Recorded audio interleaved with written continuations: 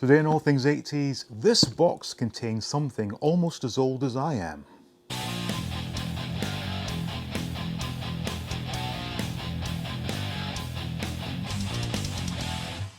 Welcome back to All Things 80s. Now today we have a package that's just arrived and I'm really excited for this one. So as I said in the intro, this contains something that's almost as old as I am.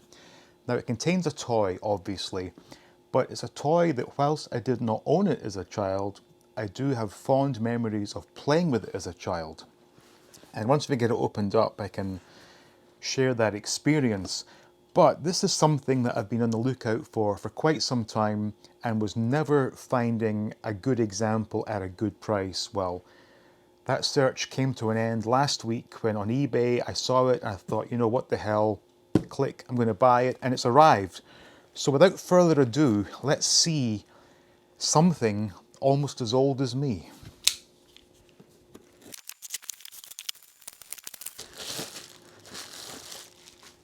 Okay, we have a M.a.s.k Batman, and boom. Okay, yep.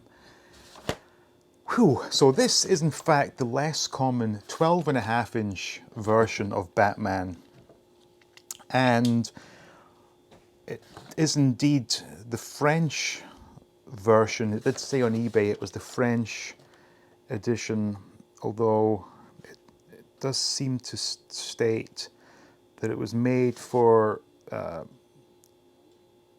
Parledale Novelty Co. Limited in Toronto, Canada. And in the back, actually it does have English and French. 12.5-inch action figure, place him in any action position. And we have the French, which I'll attempt to read.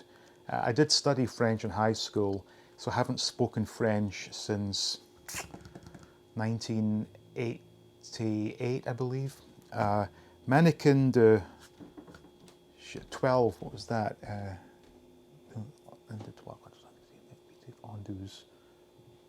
12 and a half, 12 demi, ponces de hauteur, peut se placer dans quelque position d'action que ce soit, whatever. Anyway, so like I said, the less common 12.5-inch version. Now, these boxes take me right back to childhood. I got a number of figures of this scale as a child that had these boxes where it appears like a normal box, but then the flap opens to reveal the figure inside. And this one is a absolute classic with Batman, Superman and Robin on the front.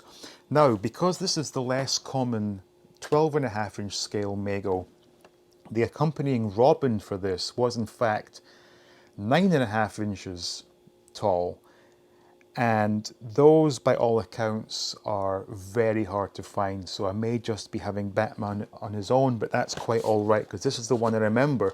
Now, as I said in the beginning, never owned it but did play with it because a friend of my mother, her son, who was I think 2 years or 3 years maybe younger than me, had this.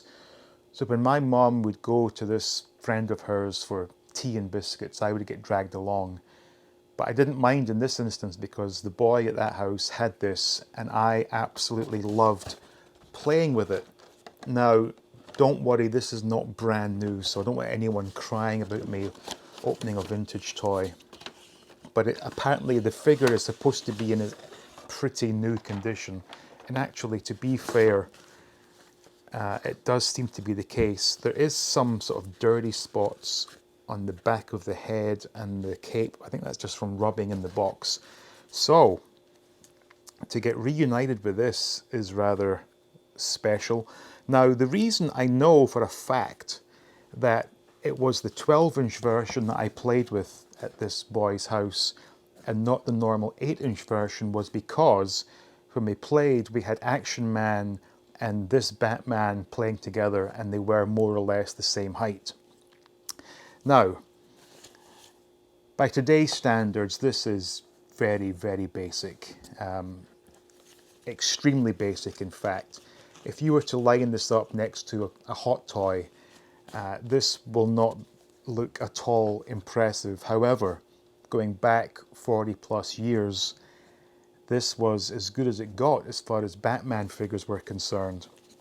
And I love the fact that the much maligned oven gloves, it does have this sort of detailing on the side there. Obviously it's been folded back over the years, but those, it's a nice bit of detail. And I always get a kick out of these oven gloves when you see all the other Mego superheroes. It looks ridiculous, but at the time that was the best they could do. Now the outfit, I think it's like a one-piece jumpsuit, and the belt is crafted into the, yeah, that's actually part of the jumpsuit, so it's not a separate belt. And the boots, I'm not going to take them off, but those are, you know, sort of standard generic boots, quite possibly the same boots that were worn by dolls like Cindy and Barbie, perhaps. Now, this one for me is absolutely perfect because I wanted one that was in good condition, and it was hard to find one without being brand new and sealed box, which is just way too expensive. So to get one that appears to be unused was absolutely perfect for me, and I am absolutely thrilled to have this finally after way over 40 years. It could possibly even be 79 when I played with this. Definitely not beyond 81, but I think likely 79, 80 was when I last held one of these, played with it. And despite the sort of dirty mark on the back of the head and the cape, which I can maybe get off, may not need to, because when I display it, it will be facing forward, obviously. And like this, perfect. Wonderful, wonderful thing to have. And maybe one day I'll search for the 8-inch version, perhaps. Just that I wanted this one because this is what I played with. And just having some of these memories come back. And it's funny because I've thought about this figure for quite some time, but never really looked into acquiring one. And I was surprised at how relatively straightforward it was. There were a few on eBay.